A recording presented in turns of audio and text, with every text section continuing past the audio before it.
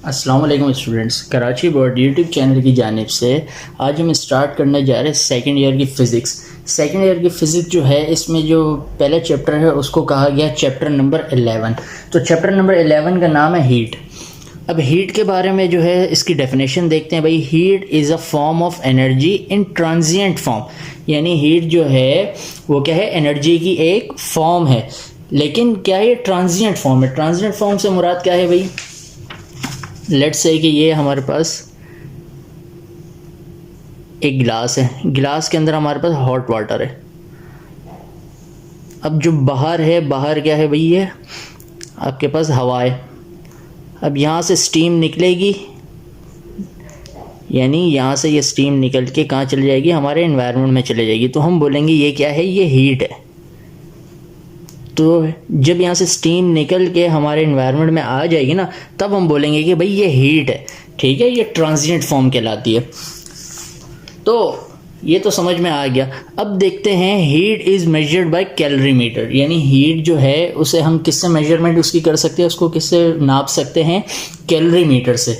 अब हीट की अगर हम बात करें तो उसका सैम्पल क्या है? Delta Q.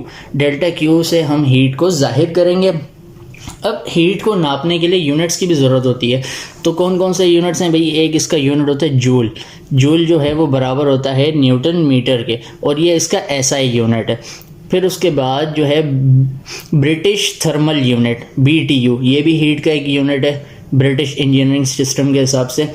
एक होता है जो बायोलॉजी और केमिस्ट्री के अंदर इस्तेमाल होता है, कैलोरी। कैलोरी भी क्या है? हीट का यूनिट है, शॉर्ट में से CAL लिखते हैं। अब MCQs में जो है इस तरीके से आ सकते हैं भाई, 1 कैलोरी बराबर होता है 4.18 जूल्स के। तो आपको ये रकम याद रखनी है, 1 कैलोरी बराबर है 4.18 जूल्स के। अब 1 BTU किसके बराबर है? 1055 जूल्स के। तो जो BTU है ना, वो बहुत बड़ा यूनिट है, क्योंकि इसके अंदर 1055 जूल्स हैं, और कैलोरी जो है वो छोटा यूनिट है, 4.18 जूल्स, यानी इसके हिसाब से, BTU के हिसाब से कैलोरी छोटा यूनिट है। अब हीट जो है, हीट की कुछ किस्में होती हैं, कुछ इकसाम होती हैं।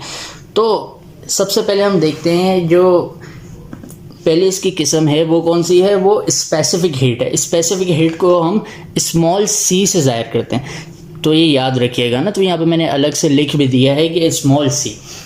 अब इसके बारे में देखते हैं। Amount of heat required to raise the temperature of unit mass of a substance, यानी किसी भी सब्सटेंस का अगर यूनिट मास है तो उसका टेम्परेचर जो बढ़ेगा ना, तो उस टेम्परेचर को क्या बोलेंगे हम? यानी फिर जो हीट होगी उस हीट को क्या बोलेंगे हम? स्पेसिफिक हीट बोलेंगे। यानी इसका मतलब क्या हुआ? यूनिट मास से मुराद है कि 1 kg मास। यूनिट का मतलब होता है 1 kg। अब मैंने एक गिलास में लिया वाटर, तो इस गिलास के अंदर कितना है भाई? 1 kg वाटर हो गया। अब मैं इसको हीट दूंगा।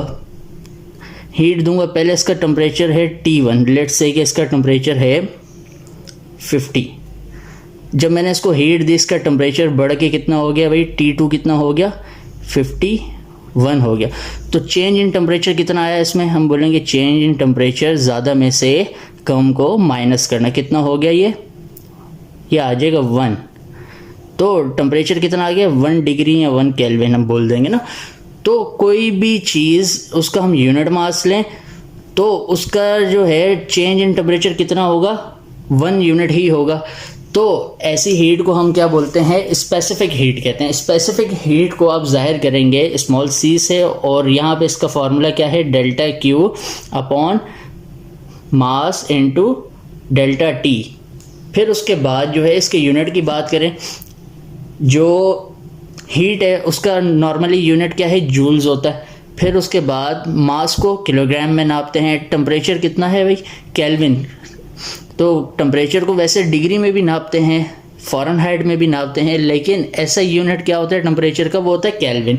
तो जूल पर किलोग्राम केल्विन, ये स्पेसिफिक हीट का यूनिट हो गया। अब एक होती मोलर स्पेसिफिक हीट। लेकिन अगर ये हमारे पास गैसेस हैं ना, तो गैसेस जब भी होंगी तो हम क्या करेंगे? स्पेसिफिक हीट नहीं कहेंगे, हम कहेंगे मोलर स्पेसिफिक हीट।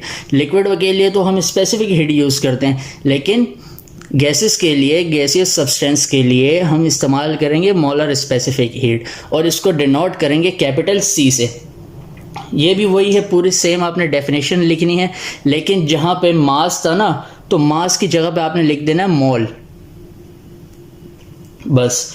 फिर इसका फॉर्मूला जो है कैपिटल C लिखेंगे, पूरा फॉर्मूला वैसे ही होगा। मास की जगह पे आप लिखेंगे number of moles, number of moles को हम स्मॉल n से डिनोट करते हैं। फिर इसका यूनिट की अगर हम बात करें तो यूनिट क्या होगा भाई, जूल पर, जो नंबर ऑफ मोल का यूनिट क्या होता है भाई, मोल ही होता है, और ये केल्विन, ऐसे ही रहा। तो स्पेसिफिक हीट से हमें क्या समझ में आया, स्पेसिफिक हीट वो हीट होती है जब भी हम किसी चीज़ को प्रोवाइड करते हैं तो उसका टेम्परेचर क्या होता है, वो चेंज हो जाता है। तो ऐसी हीट को हम क्या कहते हैं, स्पेसिफिक हीट कहते हैं। अब आगे चलते हैं तो एक है हमारे पास लैटेंट हीट। लैटेंट हीट को ज़रा ध्यान से देखिएगा। लैटेंट हीट की क्या तारीफ है, amount of heat required to change the phase of a substance. यानी ये वो हीट है जब हम किसी भी चीज़ को देते हैं उसकी शक्ल ही पूरी चेंज हो जाती है। पहले स्पेसिफिक हीट में क्या था, उसका टेम्परेचर वगैरह चेंज हो रहा था, लेकिन लैटेंट हीट में क्या, उस पूरी चीज़ की शक्ल ही चेंज हो रही है। तो अब इसको ज़रा देखते हैं। लेट्स से हमारे पास ये आइस क्यूब्स हैं। जब हम इसे हीट देते हैं तो क्या होता है, ये आपका लिक्विड फॉर्म में आ जाता है, ठीक है। तो इसकी पूरी क्या होगी, शक्ल ही चेंज होगी, फेज ही चेंज हो गया, सॉलिड से लिक्विड में आ गया। लेकिन जब हम इस वाटर को हीट देंगे तो ये वाटर क्या होगा, ये वाटर क्या हो जाएगा, वेपराइज हो जाएगा, वेपराइज होकर गैस की फॉर्म में आ जाएगा।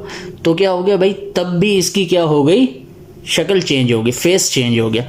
तो जब सॉलिड से लिक्विड में आएगा तो ऐसी लैटेंट हीट को हम क्या कहेंगे, ये लैटेंट हीट की किस्म डिस्कस कर रहा हूँ मैं आपसे। तो ऐसी लैटेंट हीट को कहेंगे लैटेंट हीट ऑफ फ्यूजन। और इसी तरीके से जब हमारे पास लिक्विड से गैस में कोई चीज़ कन्वर्ट हो जाएगी, ऐसी हीट को कहेंगे हम लैटेंट हीट ऑफ वेपराइजेशन। अब नॉर्मली जो लैटेंट हीट होता है उसको हम डिनोट करते हैं कैपिटल L से। फार्मूला क्या होता है भाई, L equal delta Q upon M। Latent heat तो मैंने आपको बता दिया क्या होता है। अब इससे क्या होगा भाई, लैटेंट हीट से जो कोई भी सॉलिड स्टेट जो सब्सटेंस होगा वो लिक्विड स्टेट में आ जाएगा।